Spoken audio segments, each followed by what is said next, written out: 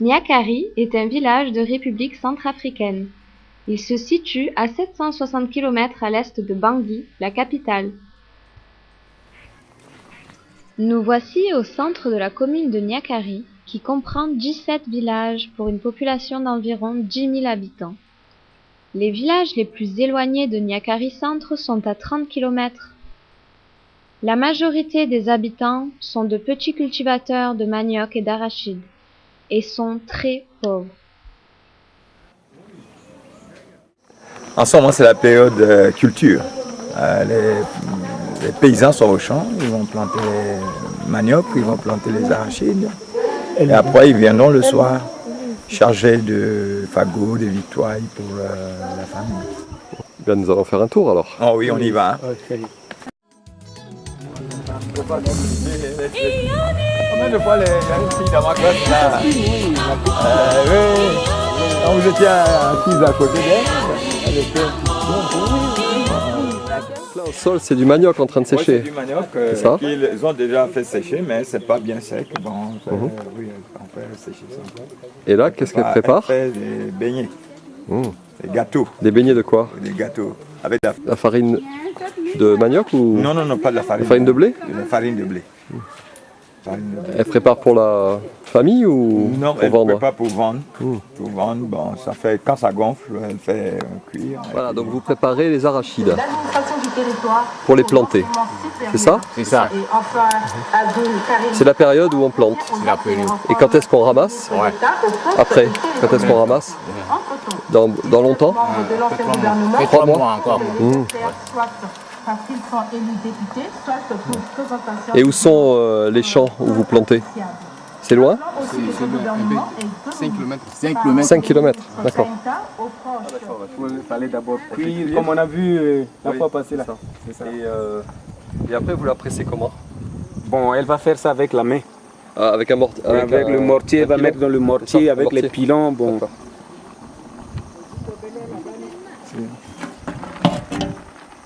Et il y a de l'eau dedans là? Oui, il y a de l'eau, il y a de l'eau. Ah. Qui se fait comme ça. L'huile de quoi alors? L'huile de palme. Ah, l'huile de palme. L'huile de palme. Qui se prépare ici comme ça. C'est pour faire la viande boucanée, c'est ça? C'est pour faire la viande boucanée. C'est pour la conserver? Oui, pour la conserver. Et après, on va vendre ça pour manger. Okay. Et là, qu'est-ce qu'elle... Bon. L'enfant est en train de piler un peu d'arachide pour préparer un peu de soupe à manger. D'accord. Oui. Voilà. Donc il la mange, c'est bon la tortue? Oui, mais... Cynthia a acheté des mangues pour nous. Donc il y en a quand même pas mal. Et ça a coûté 100 francs. C'est-à-dire 1 franc français, c'est-à-dire 15 centimes d'euros. Voilà pour 1, 2, 3, 4, 5, 6, 7, 8, 9, 10, 11 mangues. Merci Cynthia, on va bien se régaler. Merci. Voici des enfants de l'école Daniel Brottier. C'est ça? Oui. Qui mangent. Qu'est-ce qu'ils mangent? C'est le manioc doux qui est préparé. Oui. Préparé avec de l'huile. D'accord. Oui. Ils ont fait la soupe. Tout est là. Il y a un petit repas qui se prépare. Oui, un petit repas qui se prépare. C'est quoi là? Là, c'est du poisson. C'est du poisson fumé. Ouais. Ah oui, une petite anguille. Oui, c'est du poisson fumé. D'accord. Donc là, qu'est-ce que vous avez préparé? C'est la peau. La poule grillée? La peau grillée. Et là, c'est la paille pour couvrir les toits? Pour mettre là où il y a les trous. Et c'est bien étanche ça? Non, si on met bien, il n'y a pas d'eau. Ah ouais. Oui. Ça non plus, il n'y a pas d'eau là? Oui, non, il n'y a pas d'eau. Ici, là non plus. Ça marche bien. Oui. Mais ça, il faut le refaire souvent? Oui, il faut le refaire. Troisième année, on refait tout. Oui. tu le frictionnes. Alors la construction, vous fabriquez les briques, vous? Oui, on fabrique soi-même. Moi-même, j'en ai fait, les parpaings. Donc c'est vous qui faites tout? Donc on fait tout. Mais il faut... Et là, vous mettez du ciment ou Pas du ciment, ça c'est de la terre. C'est uniquement de la terre. D'accord. Ouais, on fait ça Donc vous pouvez, avec les produits que vous trouvez ici, partout ici, par terre, Oui, à terre. et vous arrivez à construire votre maison. C'est ça. Complètement. De l'eau, on amène à la maison et puis les enfants avec leur maman, ils lavent leurs habits. D'accord. Oui, Les enfants participent. oui, les enfants. Parce que ici, chez nous, trouver de l'eau, c'est un peu difficile. Il faut aller loin Eh oui. pour ramener de l'eau et puis... Ici, les habitants ne disposent ni d'eau courante, ni de toilettes.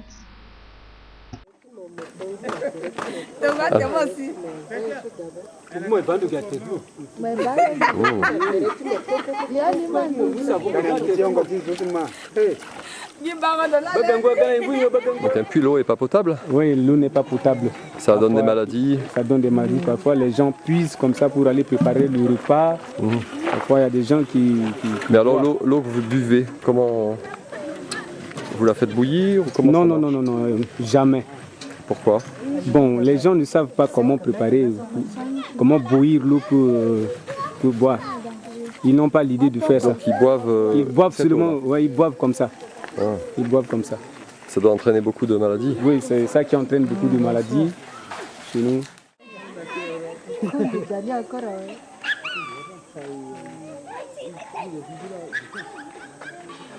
De préparer la nourriture. Ah, l'autre il prépare le repas. D'accord. Ah oui, elle a un pilon. Elle pile, c'est ça le manioc? Oui, oui, le manioc. Ah, petit. Ah, Ah, le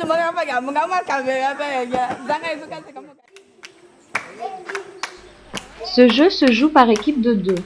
L'équipe 1 marque un point lorsqu'elles envoient le même pied. L'autre équipe marque si c'est le pied opposé.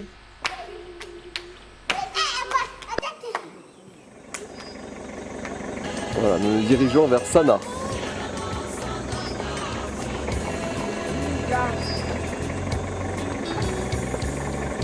Qui est à 6 km, c'est ça? Oui. 6 km de Niakari.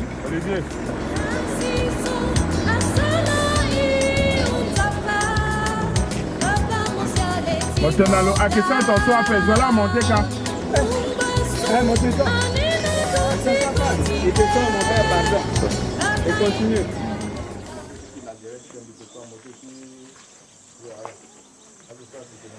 Voilà les lits traditionnels. Et elle va à l'école Daniel Brottier? Oui. D'accord. Et comment elle fait pour y aller? Hein? Comment elle fait pour aller? Elle va à pied? Elle va à pied. Oh. Et donc ça fait quand même 6 km? Oui. 6 kilomètres. Oui. Et tous les jours elle revient? Ou elle dort Oui. là-bas chez quelqu'un? Non. Et elle porte qui là, à son dos? Là il dort. On passe par ici. Et lui aussi il va à pied à l'école? Oui. Et il dort tous les soirs ici? Il Oui. dort ici. D'accord. Et il n'y en a pas qui ont une famille, qui dorment dans une famille? Non, il n'a pas de famille. Pas beaucoup? Ils reviennent tous là? Oui. Et combien de temps ils mettent alors? Bon. À pied? Ça met longtemps, non? Ils mettent longtemps. Une heure et Il demie? quitte ici à 4 heures pour arriver là-bas à 6 heures. D'accord. Mais il fait nuit à 4 heures. Et voilà, nous quittons le village de Sana au beau matin. Toutes les personnes que l'on voit vont aller au marché de Niakari. Donc ils font 6 km pour aller vendre leurs produits. Voici donc le chemin qu'empruntent tous les jours les enfants qui habitent à Sana et qui font 6 km pour aller rejoindre l'école de Niakari. Les personnes que nous voyons ici vont vendre au marché de Niakari les produits de leur terre. Cette dame transporte du manioc, le suivant du maïs. Caméra. Ici, on travaille avec les enfants dans le dos. Ah, Cette dame va avec son petit vendre l'huile de palme ouais, au marché de Niakari. ouais. Et tout se mange Ouais. ici. Tout se vend au marché. Ah, tout ce lot au marché.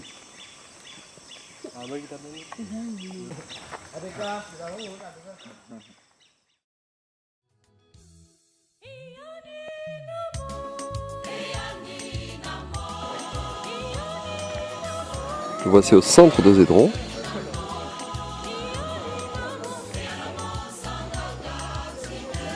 Là, c'est un petit magasin.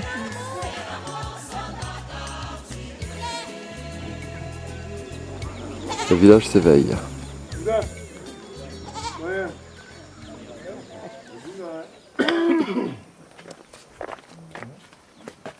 Voilà, tu dors où? Oui. C'est là? Oui, c'est Dans là. ton lit? Oui, c'est Ah, là très son bien. lit. Mmh. Oui. Il dit elle dort ici, c'est ici qu'elle va à l'école. Elle dort toute seule ici? Oui. Il n'y a personne avec elle là? Non. Bonjour. Là, Comment t'appelles-tu? Je m'appelle Dafoulou Chimène. Et tu es en quelle classe? C'est CE1. Et tu habites loin de l'école là? Oui. Comment tu vas à l'école? Je vais à pied. Tous les jours? Oui. Tu nous fais visiter?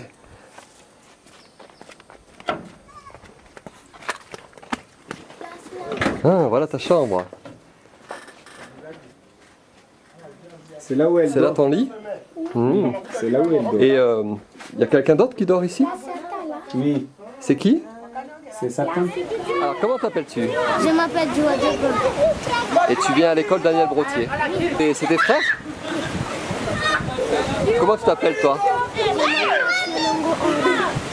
Et toi? Je m'appelle Marco. Et vous faites 11 km, c'est ça, tous les matins? À pied. Et vous dormez? Qui prennent leur petit déjeuner. Vous mangez quoi là? La boule? Mmh. Et ça, le gunja? Oui. Feuille de manioc? Oui. C'est bon? Vous prenez des forces? Pour tout à l'heure, vous allez à Niakari là? Oui. Pour la fête? Oui. Et les personnes viennent donc chercher de l'eau.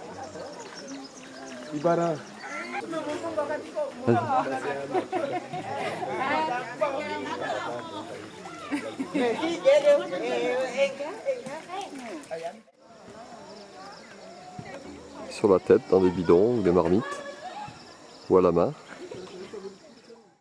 J'ai créé cette école parce que c'était très loin pour les plus petits là d'arriver. Et oui, ils sont trop jeunes Ils pour sont venir. trop jeunes. Donc Ok. c'est prévu que je vais créer progressivement jusqu'au CE1. Comme ça, à partir du CE2, ils pourront marcher, faire les 10 km pour arriver à Niakari. D'accord.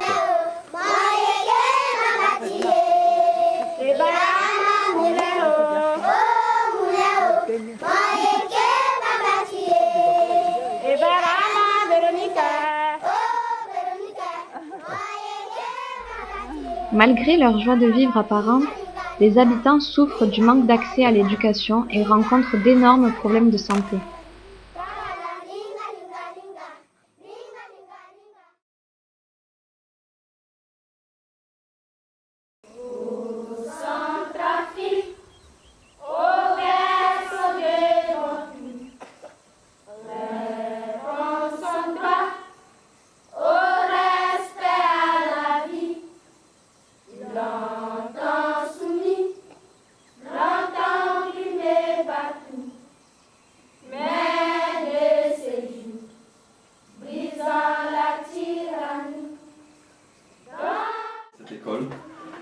Oui, je vais vous parler de l'école. En fait, l'école, c'est une école des pauvres et ça a vu le jour comment. Nous avons eu des amis à Marseille, ayant vu la pauvreté des gens de ce village, parce qu'en fait, Niakari est loin et à 775 km de Bangui. Et aux alentours, nous n'avons pas d'école. Les amis ont fait un voyage ici, un jour, ils ont vu que ça n'allait pas, et puis les enfants qui n'étaient pas scolarisés. Bon, Lecture, chasser en Centrafrique, un écolier de Baki parle de sa région et de son pays. Donc les amis ont tout fait pour nous donner tout ce beau bâtiment que vous voyez. Ils ont fait des collectes en Europe, ils ont fait des kermesses, les enfants là-bas se sont sacrifiés. Niakari est composé de beaucoup de petits villages aux alentours. Oui. Niakari est composé de 17 villages, donc c'est une commune qui a 17 villages. L'école est vraiment destinée à l'ensemble de ces villages. Oui. Il y a des enfants qui viennent de ces villages qui font beaucoup de kilomètres. C'est...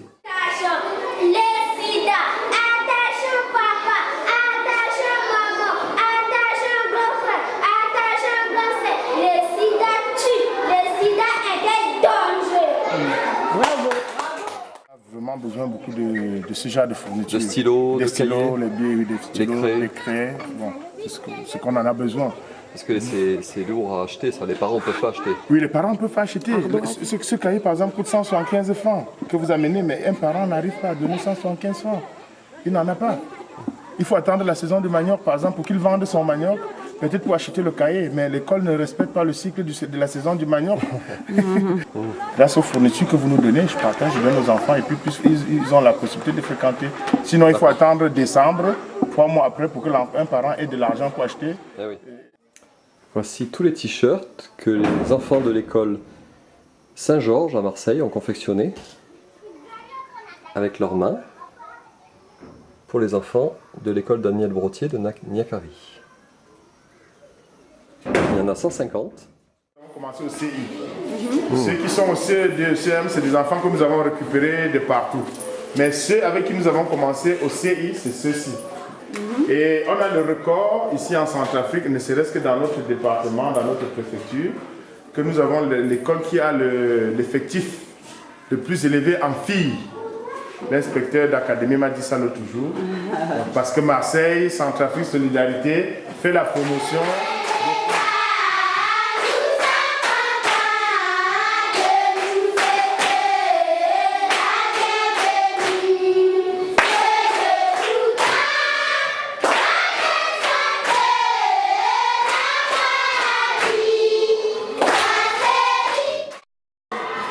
Donc ça c'est le CM2 qui sera occupé l'année prochaine en septembre 2011. Les bureaux, tout est prêt. Tout est fait. Il y a le tableau de secours, il y a les bancs, il y a les armoires et tout est fait. Il ne manque plus que l'enseignant et puis les élèves. Nous voici au centre de santé de Niakari. Nous allons aller voir le directeur de l'école qui gère ce centre aussi, qui va nous expliquer le fonctionnement du centre de santé. Alors, Père René, vous avez aussi l'idée de construire un centre de santé à proximité de l'école. Pouvez-vous nous dire pourquoi, pour quelle raison? Oui, quand on m'a nommé comme directeur d'école, j'ai commencé le travail.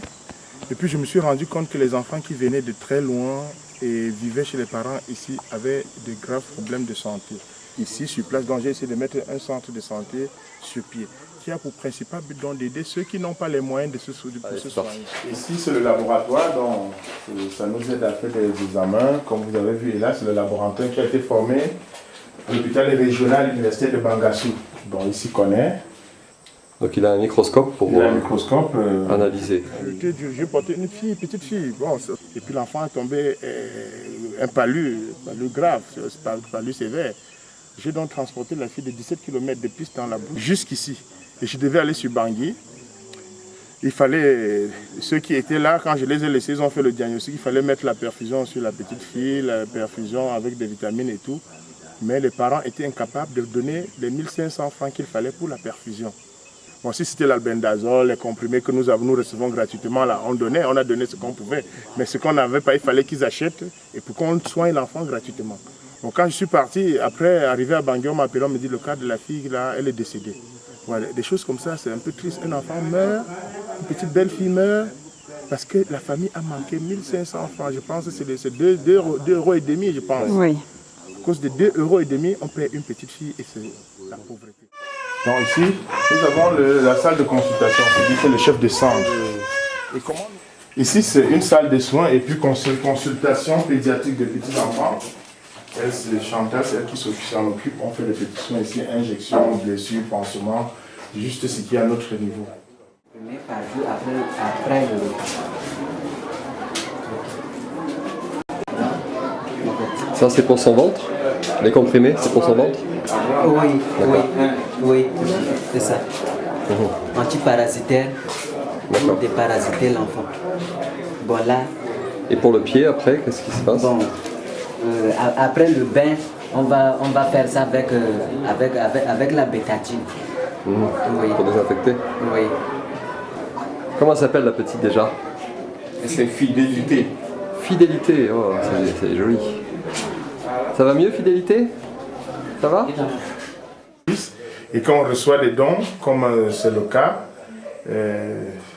Marseille, le président de Marseille nous a apporté quelques dons. Là, c'est pour gratuit. On soigne gratuitement les pansements avec tout ce qu'ils nous ont apporté. Mais quand nous achetons, on revend au prix d'achat pour ne pas faire le bénéfice sur les pauvres. Donc il y a le paludisme. Il y a le paludisme, il y a les morsures de serpents, il y a les problèmes de vers, c'est-à-dire tout ce qui est vert, tout ce qui est dans le ventre là, parce que bon, l'hygiène de l'eau et l'hygiène alimentaire, tout ça, pour eux, c'est absolument